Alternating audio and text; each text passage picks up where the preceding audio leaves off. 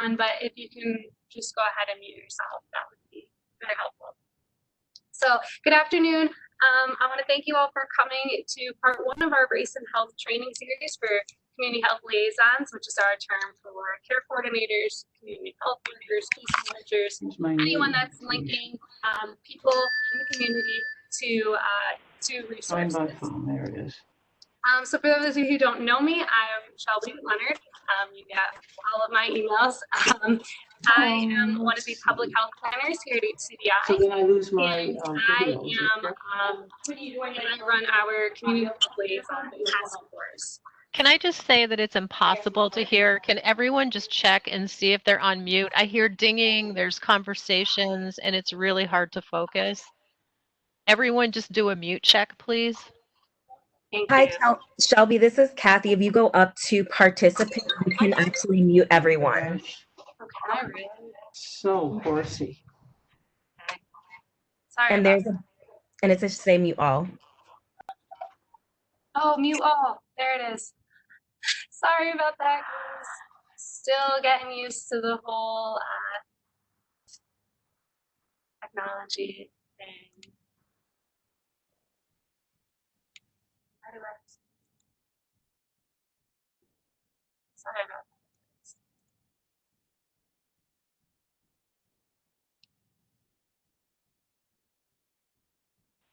Okay. All right, so as I was mentioning before, we did this, one of the reasons that we're doing this series is because COVID-19 has really shed a spotlight on racial disparities in health across the country. Nationally, Black individuals are 5 times more likely to contract COVID. Hispanics 4 times more likely. Albany, Schenectady, and Rensselaer all have higher COVID rates for Black residents than we do for white residents. And this is really why, the crux of why we want to talk about this today. Because these problems are not new, and COVID is just shining a light on problems that we already knew existed. Albany, unlike many other places, Albany isn't seeing as much of a trend in COVID deaths as it is in COVID cases. And that is likely due to all of the testing that everyone's doing and going out and getting resources to individuals. And so that really shows the value of the work that you all do in mitigating the effects of these disparities. So for us, the capital region is Albany, Rensselaer, Saratoga, Schenectady, Columbia, and Greene. In order to measure disparities, we often look at premature death. And so in order to do this, we look at anybody who has passed away before the age of 65. And when we do that, we see that Black non-Hispanics experience premature death 25% more than white populations here in the capital region. And when we look at that even further and break it up in the county level, you look at Saratoga County, for example, Black non-Hispanics make up about 61% of the premature deaths in the county, but they only make up 2% of the population. So we can see huge racial disparities here in premature death. I want to start by showing you a depiction of 2 neighborhoods, less than 5 miles away, from both from Albany County, Bethlehem and South End. I'm sure none of you are particularly surprised to see differences in poverty and incarceration rates between these 2 neighborhoods, but I want you to look at how this translates to health outcomes. You can see here the stark differences in rates for diabetes and asthma, teen pregnancy, and premature death between these neighborhoods that are only 5 miles apart from each other. HCDI did a neighborhood equity analysis where we compared neighborhoods based on their area deprivation index. And this showed us that 13 out of our 58 neighborhoods in the capital region had a worse area deprivation index than the US average. And 4 of these fell into the nation's worst 15%. So this is basically just a measure that shows us how the lack of resources in an area. It shows us that in capital region, we have some areas that are doing far worse than other areas of the region. South End in downtown Albany, Hamilton Hill, and City Stockade in Schenectady. Those were the ones that fell into the nation's worst 15%. So as you can see, high need neighborhoods, they have worse education rates, higher poverty, worse health outcomes. And we can see on the chart on the right that Black individuals make up a little over 40% of the population of these high-need neighborhoods, less than 3% of the low-need neighborhoods. So I'm showing this to you on a neighborhood level to exhibit that the differences in health outcomes between races that I'm about to show you are intrinsically connected to the communities in which Black individuals typically reside. These neighborhood differences can be traced back to our country and region's history of racial segregation, which have historically denied Black individuals and communities for the opportunity to growth. For instance, if you look at a redlining map of the city of Albany from the 1930s or 40s, you will see areas that were marked red for risky are the same areas today that are underdeveloped, overwhelmingly encompass Black residents, and have worse health outcomes. Housing segregation has led to Black citizens living in densely populated areas who experience high rates of pollution, worse living conditions, and other environmental hazards, which is going to be particularly relevant when we start talking about asthma. The wage and income gaps between Black and white capital region residents hinders Black ownership, home ownership.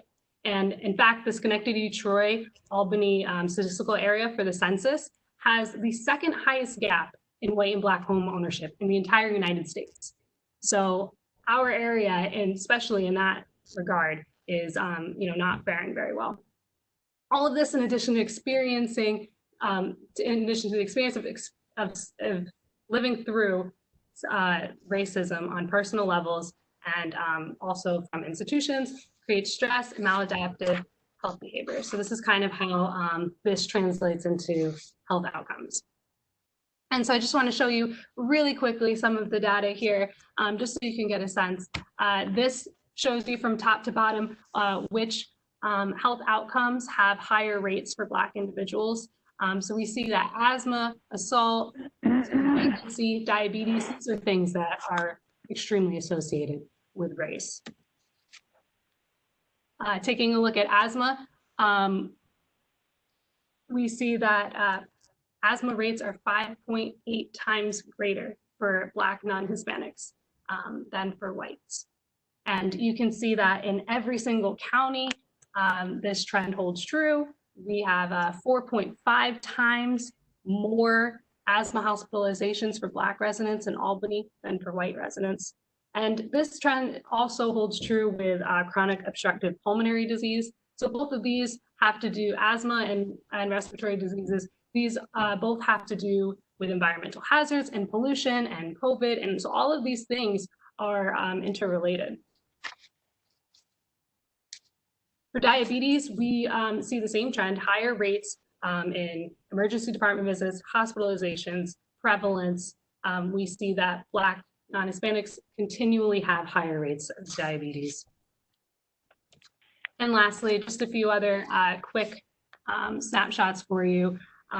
Assault, we have, you can see here the different rates of assault. On the top bar is the white non-Hispanic, and then we have Hispanic and then Black non-Hispanic. So the rate of 9.5 is pretty significant compared to 1.4, for instance. Teen pregnancy, same type of thing. We see Blacks have 3 times higher rates of teen pregnancy than white individuals. They also have higher rates of premature birth. And with mental disorders, we see higher rates of hospitalization for Black residents than we do for white in the capital region. So I just wanted to give you guys that very quick overview of what this looks like in the capital region. We do have a lot of, if you're all interested about any of this, we have a lot more information. You can just contact me. I can always give you data if it ever helps you with anything as well. So just wanted to give you guys that. So without further ado, I'm going to pass it on to our amazing trainer for today. We have Kathy Grant from In Our Own Voices. I'm really excited to have her, and I'm very confident that she is going to be able to take you from the beginning and give you a nice overview. And we do have part 2 of the series coming up next week. Kathy's also going to be doing that one for us. So I'm going to stop sharing my screen now and pass it over to you.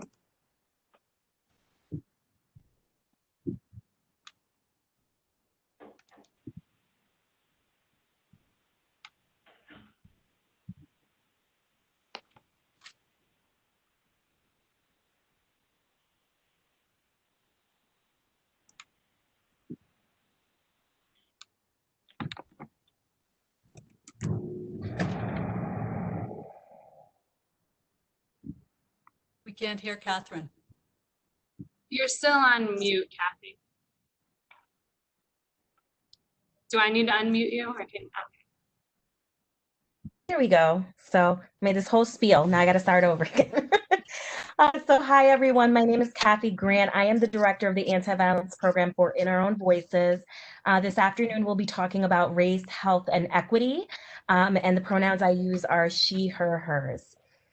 So before we get started, I will talk to you a little bit about In Our Own Voices. So In Our Own Voices, we are located at 245 Lark Street. We are based out in Albany, but we serve the Capital Region all the way up to Montgomery County, all the way down to Columbia Green. So we do cover a big area of the Capital Region, and we do work with Alliance for Positive Health as well on some other different initiatives to provide services. The mission of the organization is to work for and ensure the physical, mental, spiritual, political, cultural, and economic growth of the lesbian, gay, bisexual, and transgender people of color communities. And we talk about our programming through a three-prong approach. The first approach being direct services. All the services that we offer to the community are free. We have a food pantry that is available to our community once to twice a month. We also offer free counseling services with one of the therapists on staff, as well as working with anyone who's been a victim Then of you're going to hear it. crime. Oh, well, I can do my computer then. I can use my computer then. Okay. Can everyone still hear me? Okay, perfect. And in addition, we offer free HIV and Hep C testing. Although right now, because of the pandemic, that has been placed on hold, but we do connect folks with at-home testing kits. Counseling is still being provided through a virtual platform. One of the unique things that we do differently is that we really try to create as accessible as possible for the community. And that might be video sessions, phone sessions, or even texting, whatever's going to work for the client best.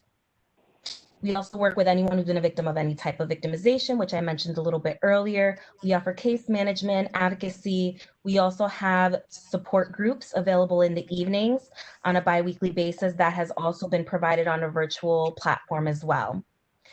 On talking about training and technical assistance, we offer training and technical assistance as we are today. We cover subjects from anti-oppression, anti-racism to talking about working with the LGBT community, best practices or promising practices.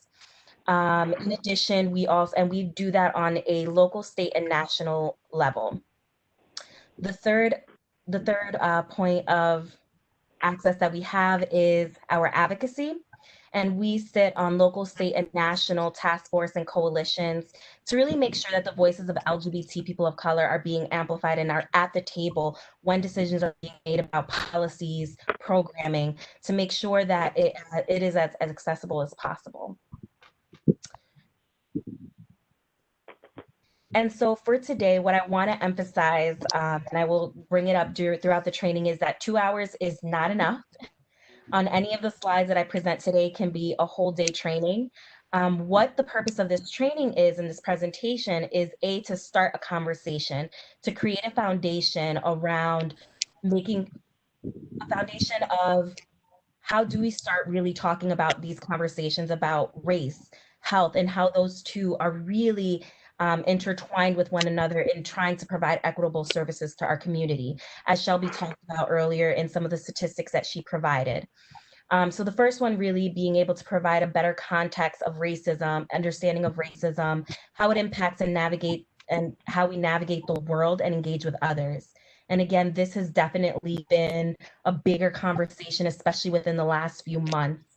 And again, we'll talk about that a little bit further. The second part is to engage participants on solutions to create safer, affirming, and inclusive spaces for marginalized individuals and communities. For everyone working with who provides direct services, you know your community better than I do. I know my community. And we all we're the experts of our own experiences. What I'm here is to facilitate a conversation and also to share knowledge with one another. And so again, this is not, you attend this training and this is the end all be all. This is just a beginning platform. So just some items, housekeeping. If you have a question, just use the chat box feature. And I will, if Shelby, if you can actually check to see if there are any questions or comments, that will help really great. And then community guidelines. One of the things that I'm very adamant about is that we live in some unprecedented times right now. So I ask folks to be as present as possible. And when I say that is that some of the conversations we're going to have today, or some of the information presented, might feel heavy. If you need to take a step away for a second or grab some water, please do so.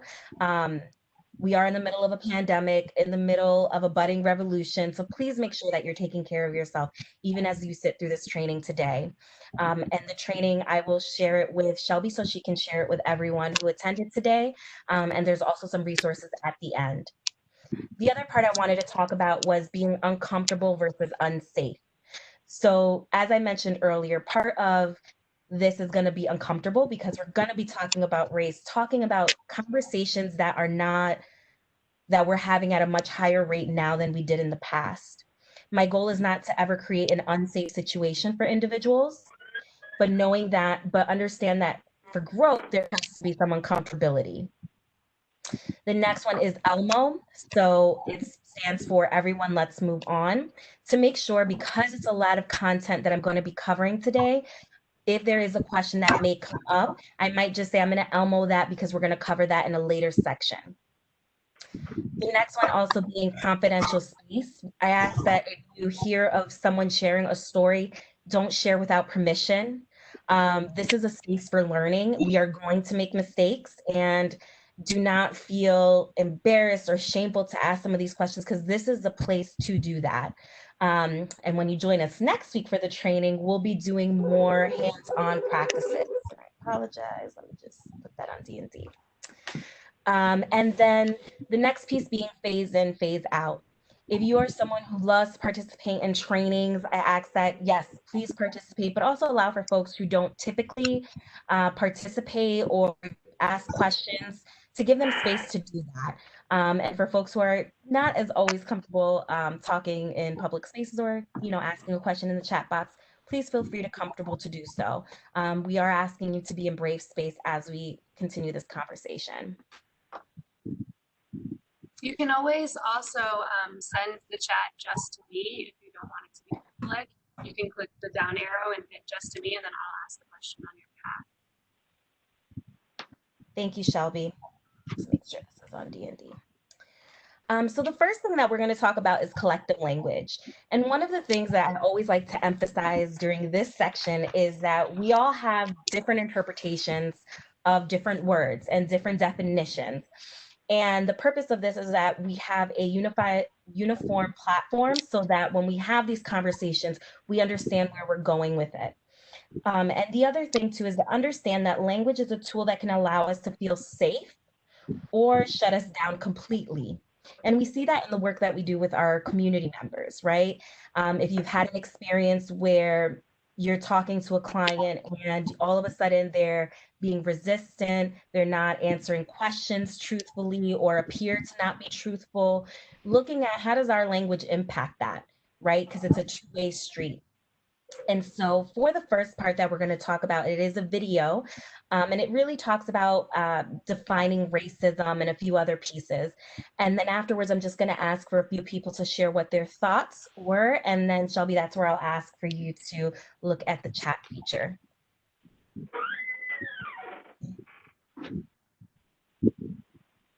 I've got a challenge for you. Try talking about racism with your friends, family, or coworkers, and get ready to watch people squirm.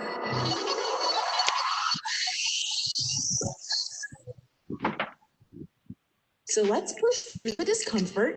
Don't worry, you can do it. We're going to talk about racism. Well, the dictionary defines racism as the hatred or intolerance of another race or races. Well, yes, but racism's a little more complicated than that. The dictionary offers a very simple explanation because it's just the dictionary. If you want to understand racism, you need to talk sociology. And sociology explains racism as a combination of prejudice and power. Well, isn't that just convenient? Let's just ignore what the dictionary says. No, we're not ignoring the dictionary, just going a little deeper. Think of it this way. If your car breaks down, you don't look up car in the dictionary and try and fix it. You go to a mechanic. So when it comes to getting the nitty-gritty of understanding how racism works, I say we should probably defer to sociologists because, you know, they study how people, organizations, and institutions work. It's kind of their job. So here are 5 things everyone should understand about racism. Talking about race is so exhausting. It's like no matter what I do or what I say, someone's gonna call me a racist. Good people can unintentionally say and do racist things. Racism isn't just burning crosses and racial slurs. It's not always a conscious hatred or dislike. People automatically associate saying something racist with being a bad person. And while we can agree that being racist is bad, good people can't say racist things or just wind up supporting racist institutions and practices without even realizing it. Oh, so now it's my fault if I accidentally do something. We're not playing the blame game here, but accidents can still be hurtful. It's important to remember that intent isn't the issue, it's the impact. Like if I accidentally step on your toe, it's an accident, but it still hurts. And I can't just pretend that I didn't step on your foot. I have to acknowledge it, say that I'm sorry, be more careful with my big ass feet. If you want to get technical, there's really no such thing as race. We are all the human race. It's a social construct.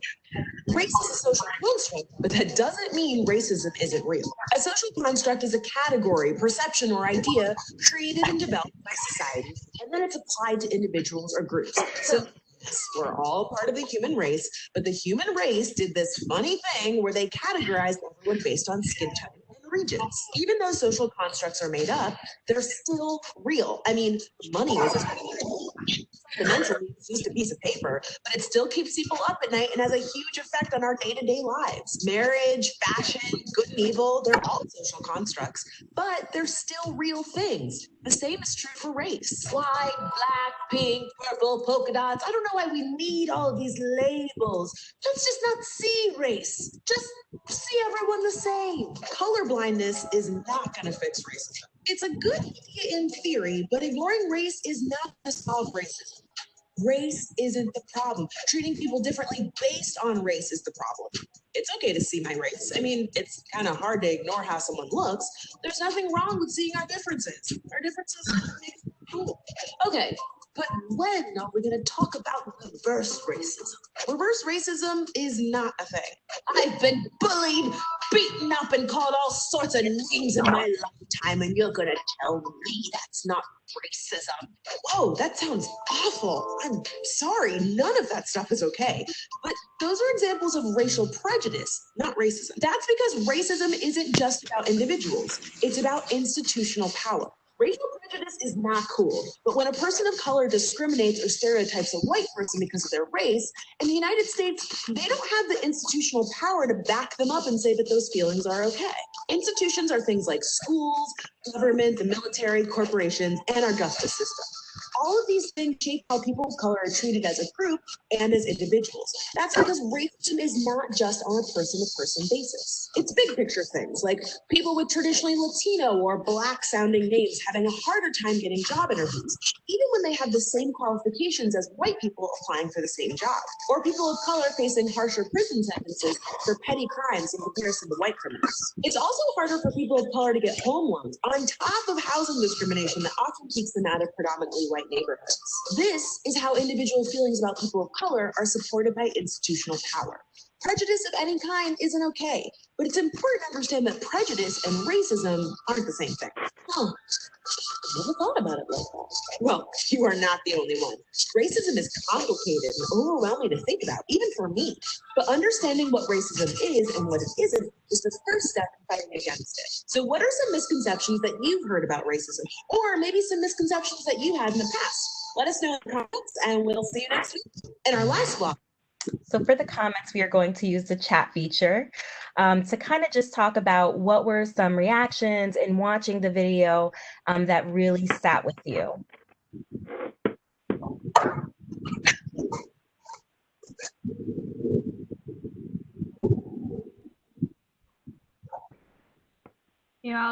I'll go ahead and start, just from my personal opinion. You know, at times you will hear people use that argument of why don't we just not see color, and I don't see color, and that whole colorblindness argument. So I never really know kind of what to say back to those people, because I know it's not accurate. You know, it's not gonna help fix anything, but a lot of people still do think that. So it's a good point. And I think, you know, it's about what, you know, Francesca was talking about in the video, right? About what is our intention. The intention is coming from a very good place, but the impact of that tells me that you don't see how all the how my identities impact how the world sees me and how the world treats me. And that's when it becomes an issue. And as Francesca talked about color blindness, it was a promising practice early on, late 80s, early 90s. But from there, we have moved on into multiculturalism, where it's, I acknowledge that you hold these multiple identities and that it is going to impact how the world sees you, and it better informs how I'm going to provide services to you. And I think that's the conversation that we're looking to have today, and to really begin instilling that in when we're doing trainings and practices, and even looking at the language that we share. And I know a few people commented because I saw the little notification. So Shelby, if you could do the honors. Yeah, someone just mentioned that they like that. I really don't. And he needs to. Yes. Yeah.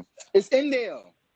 Oh, okay. I thought they were trying to. Back and hit the back of his head earlier. There we go. I'll mute him. Yeah, someone just mentioned that they like how the video brought in sociology into its definition of race and racism. Actually, a couple people mentioned that. That was the main comment.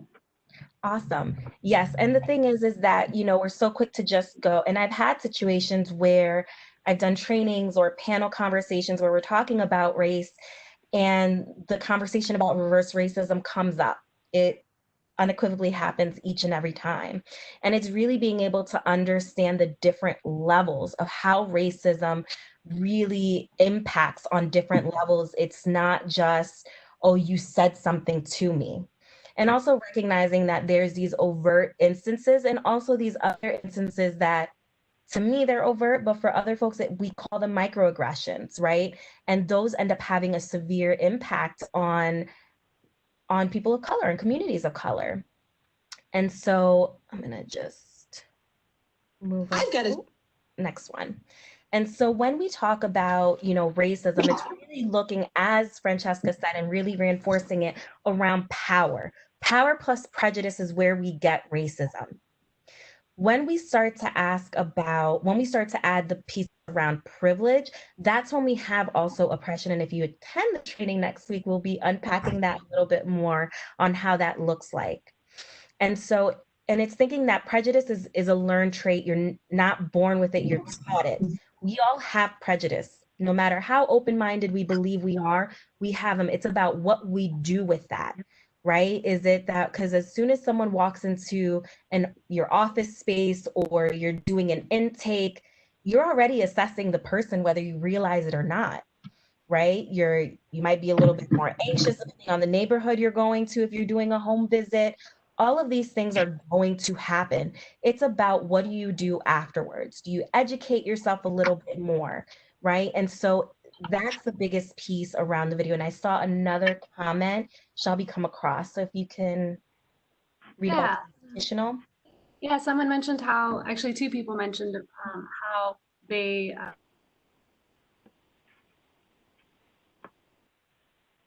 Oops, Shelby, you froze a little bit.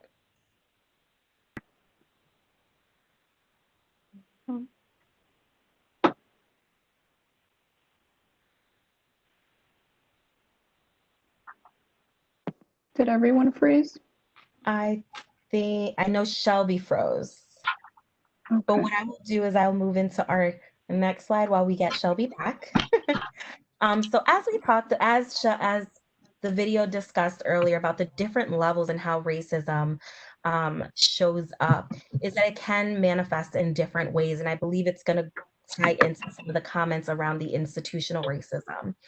And a lot of it is, and kind of thinking about it in a way of individual and interpersonal, right? Individual around thinking that you are of a greater race, that you are better than someone else. And the interpersonal is how you interact with someone else of a different race.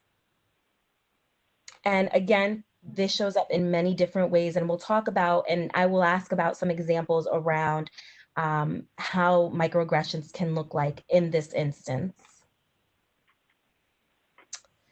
The other piece that Francesca talked about that I appreciated was talking about the structural and the institutional aspects.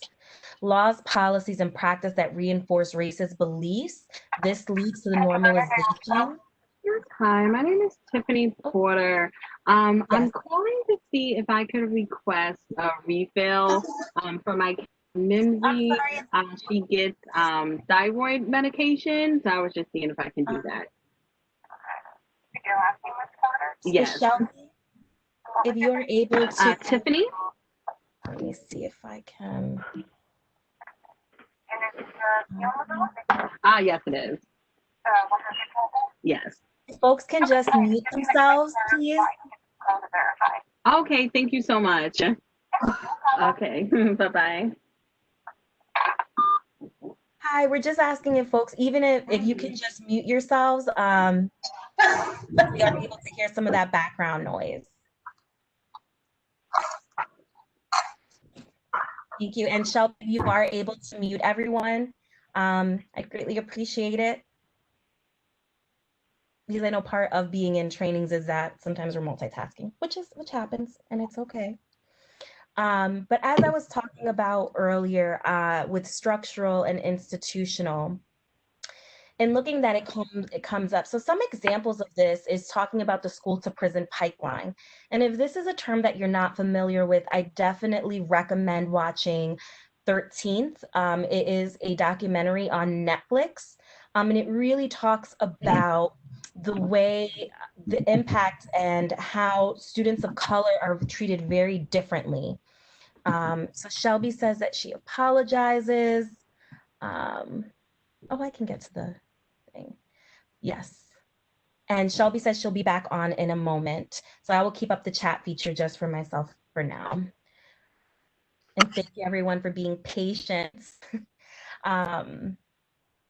Let's see. All right. And yes, it's an amazing documentary. Another one that I would definitely recommend that me and my wife happened to watch, not accidentally, but we were like, oh, let's check this out. It's called Divided States, and it's on Hulu. And it talks about an incident that happened in a school where a student was racially profiled and just kind of the impact of what that happened. And it's called Divided States. It's also in the resource list that I will provide at the end, but definitely worth checking out just to provide a different context and a different view of when we're talking about how institutions can continue to play out racism. There's also definitely, there have been studies that have been done in where you will see when teachers or counselors are writing reports, how it's vastly different between a student who is white versus a student who is a person of color. And yes, and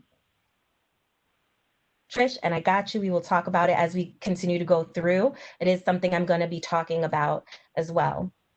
And I apologize for that. And the other thing that I wanted to kind of bring notice to was looking at the bottom right screen where you see three different images. One of the things that we've ended up seeing is a lot of conversation about equality, how everyone needs to be treated equally. The problem with that is that, say, for example, we have a group of 10 people and we say we're going to treat them equally and give them a pair of shoes because they need shoes. And we give them a size 9 and only 2 people are a size 9. That's no longer equitable because it's equal because everyone got a pair of shoes, but it's not meeting the needs of the actual individual. And so when we talk about equity, we talk about saying, okay, what are the 10 for the 10 people, what are the 10 different sizes that we need to ensure that everyone is able to have the same access? And that's really what we're talking about.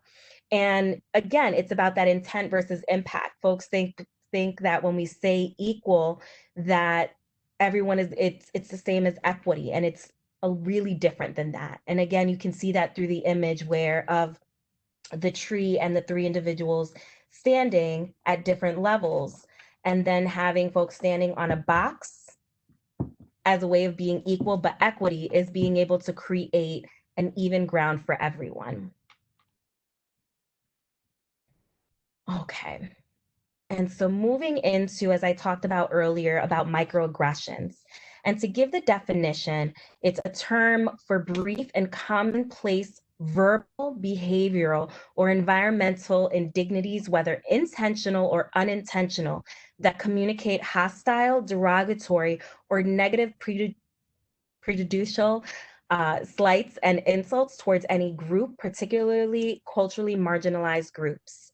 So before I ask folks if they can give me an example, I'll share an example to model. So about a few months ago in March, I got a new car, and I was driving down to Warren, I think it was in Westchester. I was driving down to Westchester, and I got pulled over for speeding. As soon as I got pulled over, the first question out of the officer's mouth was, who owned this car? And I remember in the moment not knowing how to necessarily react because it was super early in the morning, and I was by myself. And the first thoughts were, okay, just say it's mine and keep it moving.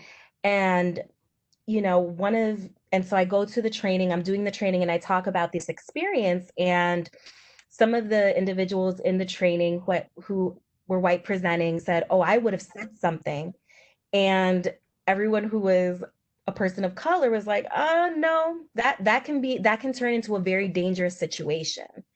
And one of the things that I talked about then, and even to bring into the conversation now, is that with microaggressions, there's almost this moment of where you question yourself.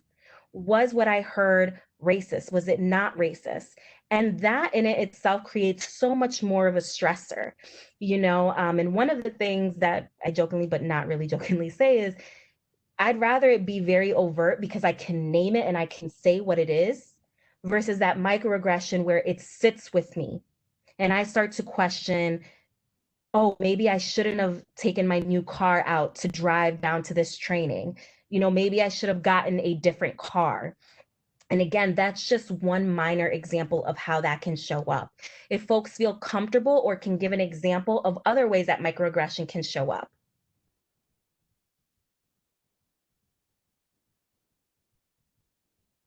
And Shelby, just in case you do get cut out again, I do have the chat box feature open as well. Okay, we shouldn't have any problems though. I plugged into an Ethernet. Okay, good. Should have done that from the start.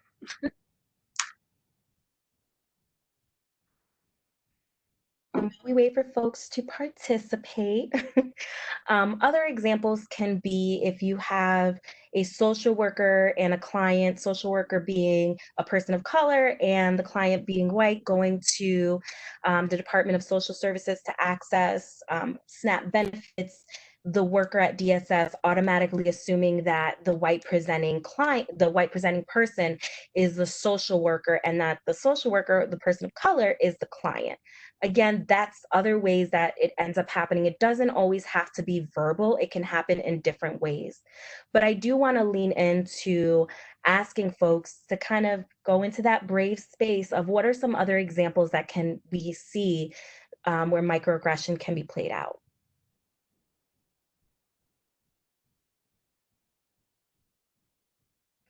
Okay, so setting low expectations for someone of color, suggesting they shouldn't apply for certain jobs, absolutely.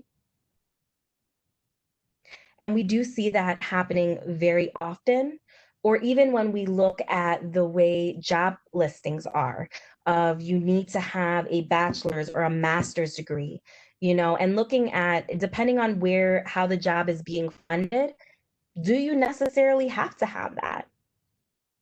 Yes, absolutely. How someone dresses. My partner talked about an experience where she got a speeding ticket, and she goes to court and she made sure to dress up in a suit and it was dismissed. But someone else who, and my wife is a person of color, someone else who had the exact same, like had a speeding ticket but was dressed in more casual wear was given a fine. And again, that's just another example. And thank you again for folks stepping into that brave space and sharing. So I'm going to read some of them out loud. My husband is a first generation Pakistani, and people have said things like, where were you born? When did you come over to this country? He was born in Albany. Also, we were hanging Christmas lights one year, and one neighbor walked up and said, I'm surprised you celebrate Christmas. I wasn't expecting that. Ooh, that's not what I meant to do. Okay, sorry. Another one is assuming someone doesn't have the education or experience strictly due to color. Absolutely, and I definitely have experienced that being in college. As a senior, another classmate of mine asking me, oh my God, you're actually smart. And again, that is also something that caught me off guard. And I was like, where are you coming from with that? And again, those have significant impacts. In labor and delivery, where many of our patients present, it is not uncommon to hear comments about whose baby daddy it might be, or if a patient has CPS involvement when a person of color or a patient from one of our lower socioeconomical offices comes in to deliver. Absolutely. And think about even those comments and thinking about when there's this assumption, oh, clients don't hear that. I'm saying that in a low voice. They hear it. They feel it, which is why you're going to see individuals giving pushback, not answering questions. And you'll see on their paperwork, they're non-compliant, when in reality, there's other stuff that may be taking place or they do not trust you.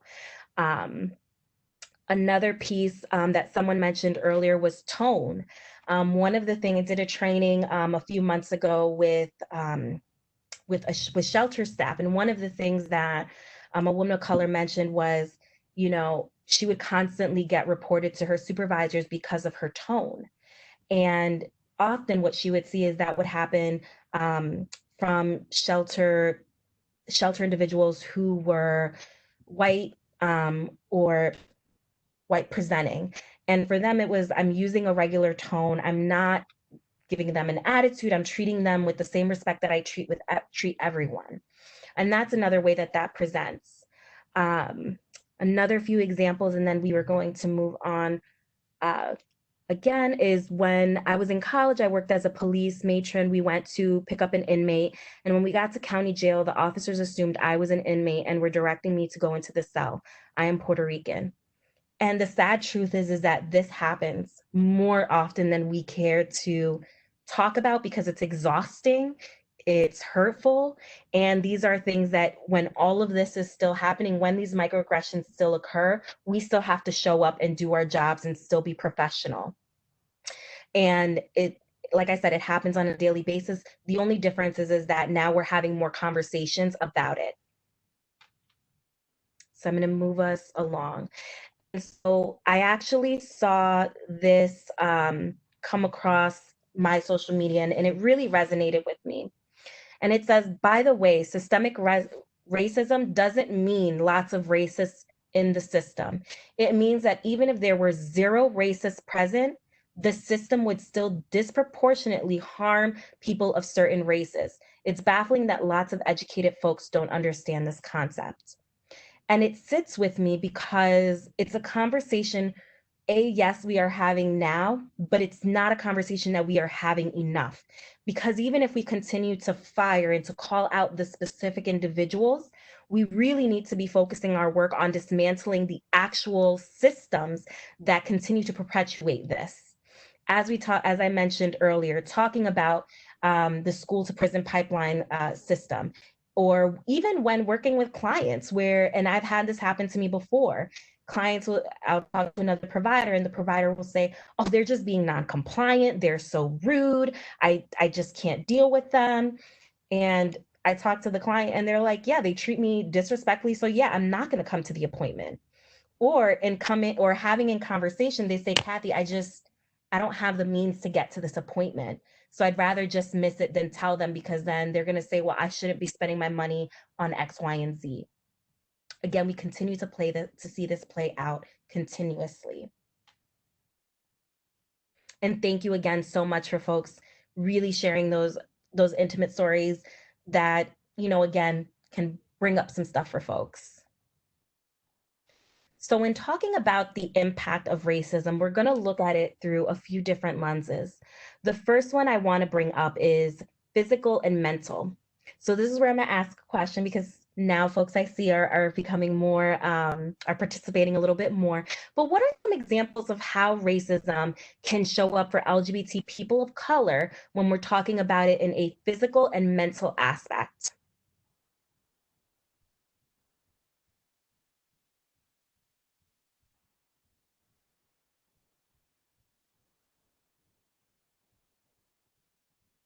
And I know we talked a little bit about this earlier before. So some of this mentally can be anxiety is definitely a big one that comes up. We also see hypervigilance, where a client may not feel comfortable to go to a provider, especially if the provider identifies as white. I recently had someone tell me, I've been to therapy before for years, and I felt like I couldn't bring my whole self to the table because I felt like I was going to be shamed for some of the pieces, for some of my identities, or some of the things that I believe or think about. Depression, absolutely. Depression is something that definitely comes up.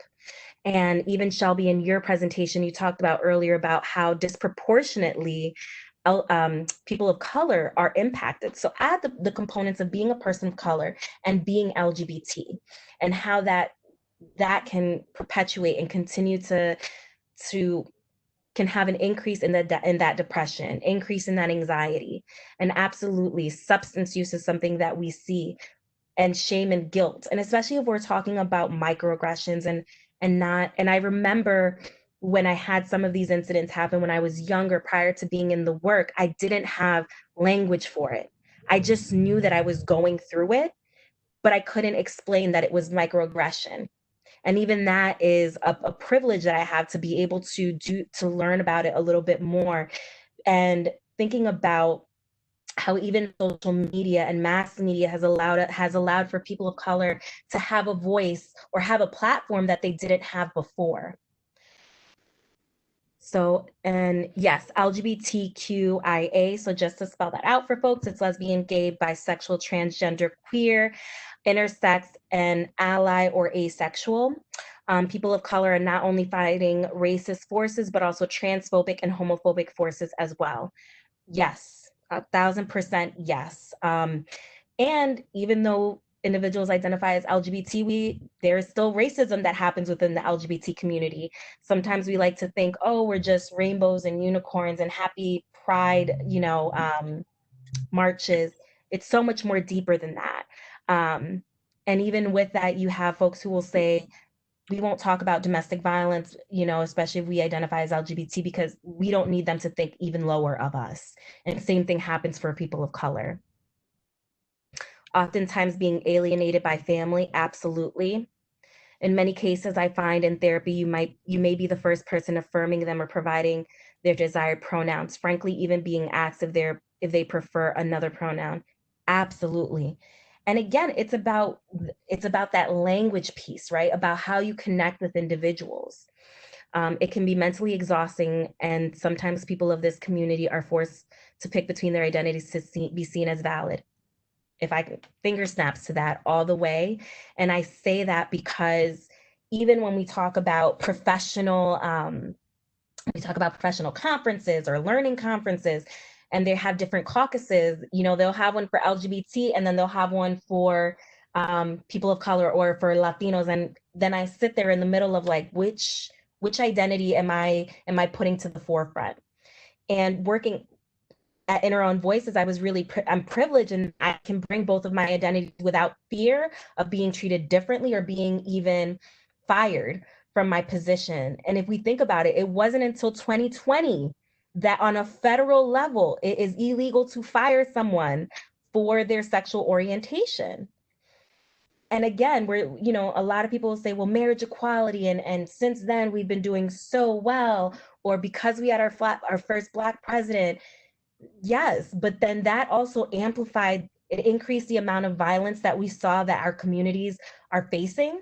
When we look at Black trans women, they're being killed at such a disproportionate rate.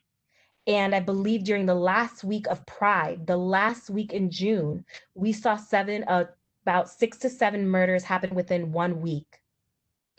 Imagine the impact of seeing that on your social media, of having to put every other day or every day, rest in peace, sleep in peace, say their name. It becomes exhausting. It becomes hurtful. It begins to tell us that the world doesn't see us as being valid, or that we are even worthy of being treated equally. So thank you for sharing those pieces. And moving into the societal piece and the financial pieces. I'm just gonna flip my pages, right? Took my notes. So societal, thinking about the belief of, even thinking about now, let me back that up. Even thinking about the police brutality, how we're not just believed when we share our stories, but there has to be video that has to be shared, and how that video needs to be shared over and over and over again in order to be believed, or in order for any type of justice to happen. Sharing those videos in it itself is also oppressive. It is also hurtful. And for me, I find myself that I can't be on social media sometimes, because when those videos are being shown, I see my nephews, I see my brother-in-law, and I can't help but wonder, are they going to be safe that day when they walk out into this world? If they are pulled over, will they be treated with dignity and respect, and that we won't get an unfortunate call that they were deemed as a threat and murdered? These are the experiences that people of color are having on a daily basis. And when we even talking about all lives matter versus Black lives matter, this is a conversation that we've been having for years. It's not saying that all lives don't matter. They do matter, but right now, Black and brown folks are being killed at higher rates. And it's been happening, but the only difference that there is now is that it's being filmed. And even thinking about an example of Breonna Taylor, and how the law enforcement has not been held accountable for that. Right. And so when we decide to not have these conversations or acknowledge them, it's hurtful. It erases that identity of that person. And the other part of it too is that it shows up in our practice. Even if we are a case manager or a therapist, that's a conversation I have on a weekly basis with my clients at every session. In that we are in a pandemic, we are also seeing our brothers and sisters and our trans siblings or individuals just being murdered, and no justice around that, or being minimized about why it happened. And again, people are uncomfortable to have this conversation, or feel as if, well, I can't say that. We need to have these conversations. This does, and it is going to continue to come up in the work that we do on a daily basis. So I'm just going to read a quick question, and then I'm going to come back.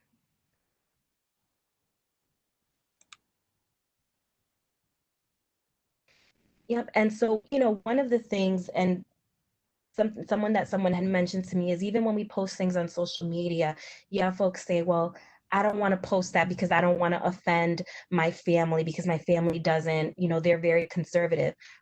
It is time to kind of stop that and shift that conversation. Even within communities of color, especially within Latino communities, we are right now openly dealing with, I'll say, colorism. Colorism is another piece that plays out of the lighter you are, the more worthy you are, right? And we see this continuously play out. And these are conversations that we need to have, right? That within communities of color, we are still causing harm within each other. And essentially that is what oppression and the oppressors want us to do is to fight amongst each other, to believe that we're not worthy of each other or to be alive. And we see that play out in many different ways. The other parts is talking about finances and money, and looking at being able to build generational wealth has been a big conversation that's been happening a lot more frequently. And around the pieces of, and I will share, let's see. Okay, it's not there yet, but as we talk a little bit more, we'll talk about how the financial pieces impact and how racism also plays a factor in that. As Francesca mentioned earlier in the video, in the decoded video, around being able to get approved for loans, being able to buy a house, you know, all those different things have an impact, or even being, or how you collect debt. And again, we'll talk about that as we continue to move forward in the presentation. And again, all of this also has a historical piece where we continue to see it play out in current day, as well as features and hair texture in our community, so many layers to colorism. Absolutely. And I remember, and just to kind of touch on that, I have naturally very curly hair. Right now it's just is up. But I remember as a child that having the straight hair is just something you had to have. And not embracing our curls, the beauty of our hair, or even when we look at certain hair products. Just an example, when you go to a hotel, what type of shampoo and conditioner are being provided? And is it healthy for curly or coily hair? And again, and even how we name that. So again, different examples, and thank you for bringing up the hair texture piece. So the piece I want to talk about is historical trauma. And this quote just, again, really sits with me. Our nation was born in genocide when it embraced the doctrine that the original American, the Indian, was an inferior race. So we see this playing even in the development of our country. And we still continue to see that play out with the Dakota pipelines. So it's not something that happened, a few hundred years ago. It's still playing out in today's society. And so for historical trauma, is this audience, is this a term that you've heard? And if so, what is your definition or your understanding of historical trauma?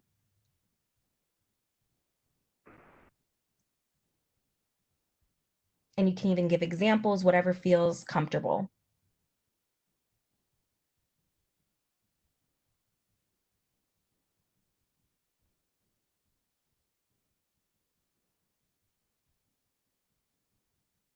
Okay, just for time, because I want to honor folks' time, we're going to move to the definition, but if folks do want to comment, they can, absolutely. Defining historical trauma. Historical trauma is defined as the devastating trauma, genocide, loss of culture, and forcible removal from family and communities are all unresolved and become a sort of psychological baggage, continuously being acted out and repeated in contemporary times. Again, if you join us for the next presentation next week, we'll be talking a little bit more about intergenerational trauma, which is very different from historical trauma. Historical trauma is the impact on the community at large. Okay. And so again, how do we see it in current times? And we've been talking about this since the beginning of the training. But again, another piece that, and I love quotes and I love to share different images that resonate with me. Low income kids got to worry about how they're going to go about getting an apartment, house, car, or a loan when their parents can't co-sign them because their credit is bad due to forced debt to be able to make ends meet. Tell me where the generational wealth is not systemic. Even thinking about in times of the pandemic, around being about minimum wage not being sustainable to be able to maintain a household, or even for an individual themselves, right? And even thinking about when we talk about unemployment and giving raises, what's going to happen after the pandemic? Those bills are still going to stay the same.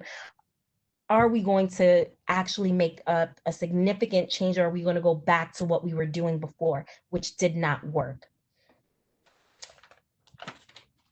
And again, we see that play out in the protests, in the riots, in even with when we see about protests versus riots. Oh, if people could just peacefully protest.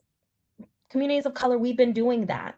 We have been protesting quietly. We have done it in writing. And at this point, we are looking for our voices to be heard in whatever platform that is going to be, because we are tired of continuously seeing our communities being harmed and murdered at alarming rates in these different aspects.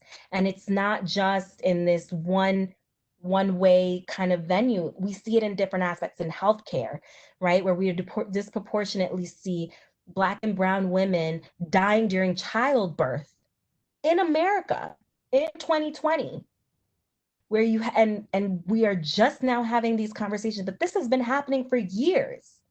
Even looking at another example of this in terms of talking about healthcare, Kim Porter, who was famous, was very wealthy, was having some health issues, went to the doctors, told her she just had a common cold, and within a few days passed away. And come to find out she had walking pneumonia.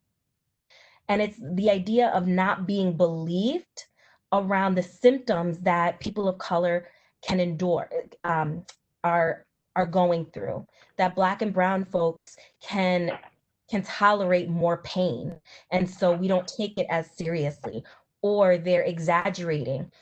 And I'm using personal antidotes that my family doing that in order to be able to be seen and to get any type of care from any health providers. What was once blatant racism has transformed into systemic racism, which people might not consider dangerous because not violent per se. But the definition of violence is very subjective. Ooh, sorry, folks. And if you ask me, denying resources is a form of violence. Absolutely. I completely agree with that. Because when we deny resources, that's when folks, that's when we start to see health issues happen. That's when we start to see other forms of violence play out. The fact that if I experience a crime, but I don't trust the law enforcement and I can't call them, that already right there can put me more at risk. Feeling that I can't go to my doctor because they will not believe me, that in it itself can also cause that. And what I tell people in any training is that our communities talk to each other. A lot of the referrals that we get here in our own voices is through community saying, oh, I worked with this individual and, they provided me with X, Y, and Z resources. And that plays out, right? And I've had clients say, I tried to go to this shelter, but was told that unless my state ID can show that I say who I say I am, I can't stay there. And they're going to place me in, typically when I work with my trans women, they'll say, oh, they want to place me in a male shelter. And because of that, I would just rather stay on the street. And that's real. And so when folks say, oh, well, there's shelters and this, yeah, but how about accessibility? Even when we talk about trainings, not just looking at trainings on the frontline worker level, but also looking at it through all the different levels and systems that impact and that play a role in access of services for individuals. And with current protests and the times that we are in, thinking about that this is a long way to conversation and that people are just exhausted. And I think that, at least for me, I felt that with the pandemic, hopefully some of this would not happen as often. And I just feel as if the violence and the denying of resources and individuals being just murdered just happened at such a more alarming rate. And it's deeper than just George Floyd. It's talking about Emmett Till. It's talking about knowing our history, looking at how history has been taught to us, right? How even if you are researching things that it's not things that are being taught in schools, right? So how do we start to shift that, to really start having these real conversations about what happened in history? How do we start to change that? And that even 5 to 6 years later, we are still having the same conversations around what does accountability look like? And accountability in a way that is equitable, that is not just based on your race, of whether or not you'll be held accountable. And that's super important to recognize, that this isn't just something that happened during the pandemic. This has been happening for years, and we're still having these same conversations with the hope that there will be change. And it can't no longer be about just conversations. It also has to be about action. And so the question becomes, how do you address it? And there's different ways of addressing it. I think one of the biggest things that I let people know is you have to assess your own personal safety. And when I talk about safety, I'm not just talking about physical, I'm talking about financial safety. If your job is on the line, because at the end of the day, we as workers still have to pay our bills, our rent. And so it's thinking about what is going to be the safest way for me to navigate this, but still be able to advocate for my client. So looking at the first image and looking to the left, no response, in your own head, stereotype tax. The possible, and there's always pros and cons to each and every one of them. And again, that's someone making a comment in passing and you don't say anything to the individual. The benefit is that you save time and energy, there's self-protection, there's self-preservation that happens with that. And it shows no vulnerability. The risks of that is allowing yourself to be harmed in a long term and having to have the conversations over and over again. Or, oh, we can't say that in front of Kathy because you know what Kathy is going to say, or no change, and there's just no change in the environment. The keep it light, keep it moving, where you kind of jokingly say, hey, that's not cool. If someone is making a joke and be like, hey, we don't do that here. The benefits of that is that, you lay down a marker or a boundary of this is not, in my presence, this is not okay. It's a warning and it can save face for the other person. The risks of that is it's too subtle and it doesn't impact the person, or it can feel too strong for that individual, and stops activity already moving in your favor. Confronting it directly. The possible benefits of that is, and being able to say, hey, that comment that you made was not okay. Or can you clarify what you meant when you said X, Y, and Z? The benefits of that is your self-esteem, attack it head on, deter future misbehavior, and inspire change. The risk is that it can stop activity, may not be worth it, and picking the wrong battle. And when we talk about picking the wrong battle, it's about, is this conversation that you as an individual can endure?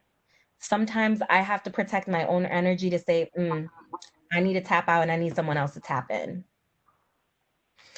And one of the other things that we've continued to see, and again, attending the presentation next week, we'll talk a little bit more and really unpack talking about non-racist versus anti-racist, which again is something that we've seen, especially now, come up more. And the difference between that is non-racist is no actions, saying I'm not racist because. And when we talk about being anti-racist, it is about a set of actions, about actually making change. And so the image says, not being racist is not enough. Not being racist is not allyship. Anti-racism isn't a belief, it is a set of actions. Anti-racism is calling out racist actions, words, beliefs, and structures every single time, no matter who they are from. Anti-racism is allyship. And when I talk about allyship, I want folks to know that ally is not just an identity you can give yourself. It is a verb. It is ongoing. You are learning as time goes on as to how to show up for folks. An example to kind of mirror this was in a panel discussion that I did 2 years ago. I had my colleague who is a white social worker. We were talking about racism, and we had someone in the audience who was white presenting and identified themselves as white say, well, I've experienced racism, and she actually stepped in because I was ready to just kind of go in, give them the receipts, talk about why reverse racism doesn't exist. And my colleague was the one who actually stepped in and addressed it. And again, it's exhausting as a person of color. It's exhausting as an LGBT person to have to call out every single thing. What I'm expecting allies to do is to step in, know when to step in and when to take a step back. Sometimes it's, I just need you to open the door and I can handle it from there. Create the access for me and I could do what needs to get done. And here's the thing, it's uncomfortable, it's active, it's constant, and it's how we're going to make change. And I think that one of the things that I've been noticing with the movement that's happening now, especially with the Black Lives Matter movement, is that we are really kind of making that stance that no, change has to happen. There is no, we're going to have conversations or we're going to do a training here and there and then not talk about it for 3 years later and not make no change in policies. That's not how this is going to work. It's going to work if we decide to really make a commitment in that change. And so things, like I said, as a trainer myself, I'm continuously doing the work. I have my own prejudices that I didn't even think I had that come up. And I have to say, ooh, where's that coming from? And how do I address that so that it doesn't play out in the work that I do on a daily basis? And so it's about, no matter how open-minded, socially conscious, anti-racist I think I am, I still have old, learned hidden biases that I need to examine. It is my responsibility to check myself daily for stereotypes, prejudice, and ultimately discrimination. And so in some of the takeaways that I would hope that folks had today is A, self-preservation, protect your energy. Sometimes we want to be at every single protest, have every different Facebook comment battle and argument with people. Learn how to also preserve your own energy. That in it itself is being a part of the revolution, is taking care of you and your loved ones. Again, knowledge of how oppression operates, that it's not just these overt moments that happen, but in these microaggression or in these subtle ways that happen, and being able to see how it operates on an individual and systemic level as well. Self-awareness. Again, we have work to do ourselves, especially as any single person, as a person of color, as a woman of color, as a Latina woman. I have things that I also need to address, that I also need to hold my family accountable, right? And being able to address colorism and talk about it and really have these uncomfortable conversations that my parents may not like, but we're going to have them. Accountability. Again, what is that accountability going to look like? Not just saying we are going to talk about it, but what is the action that follows it? One podcast that I listened to recently that I thoroughly enjoyed was Making Amends on the TED Radio Hour, and talking about that it's not just about saying sorry, it's about what is your actions that are going to also tie in with that. That's when we actually see amends taking place. Non-defensiveness. It is so quick to say, well, I didn't mean it that way. I meant it this way. No, stop and listen, right? Think about what is the impact that had on that person, right? And then work towards learning about it. Having humility.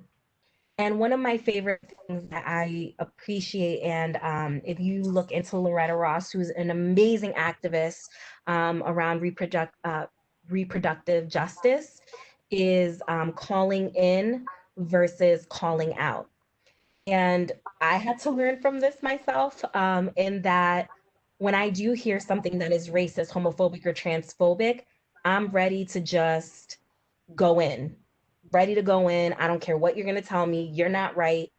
And what I realized was I was no longer having a conversation with the individual, that we were just kind of just yelling. We were just hearing rah, rah, rah, rah, from each other, versus being able to take a step back, listen with intention, and then being able to have a conversation.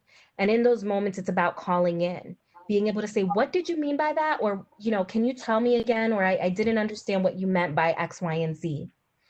And what I'll say is that sometimes that's not easy. Sometimes I have to tell myself, I can't do the call in right now. I'm in a space where I'm going to go in and I really can't. And that's where you have, you know, your allies. That's where you have your community to say, all right, come on, take a step back. Let's come at this from a different way. And the name of the podcast is called Making Amends, and it is on the TED Radio Hour.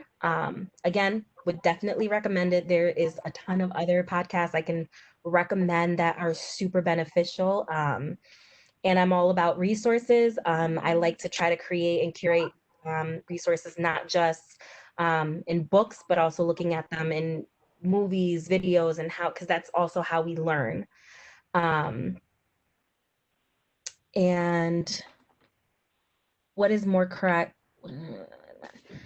And so when we talk about, so just kind of to reiterate around the Black Lives versus All Lives Matter, is that when everyone's life matters, but right now we are focusing our conversation on why Black and Brown people are disproportionately being murdered.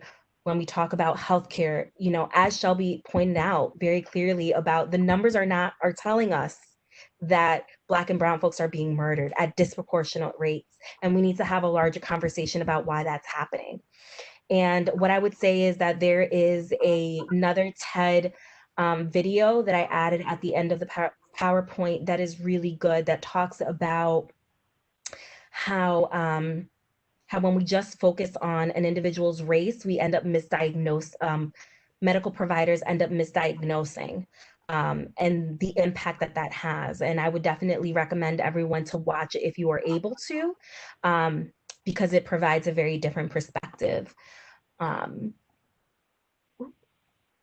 And now is the question and answer portion. So if you have any questions at this point, please feel free to share, or just to even have a conversation.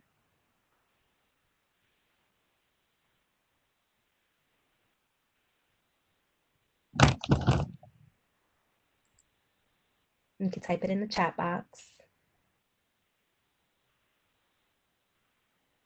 And what I will say is that even if you don't feel comfortable sharing it in the chat box openly or even privately, you can always feel free to email me, especially if you are looking for different resources or different ways to kind of think about things.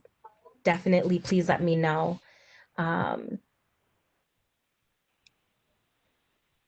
Thank you, Trish, for thanking us. And I remember Shelby coming to me about this conversation and just really saying, all right, let's really have a conversation about it. And I was like, Shelby, I'm going to go in. Is that okay? And she's like, yep, go for it. And in a great world, it would be great to have this in person. But, you know, I do think, again, this is just a beginning step. Next week, we'll talk about actually putting it into practice and what that looks like. But thank you so much to everyone. I'll stay online for a few more minutes if folks want to send a private chat, or Shelby, if you have anything you want to add. No, I just want to, again, thank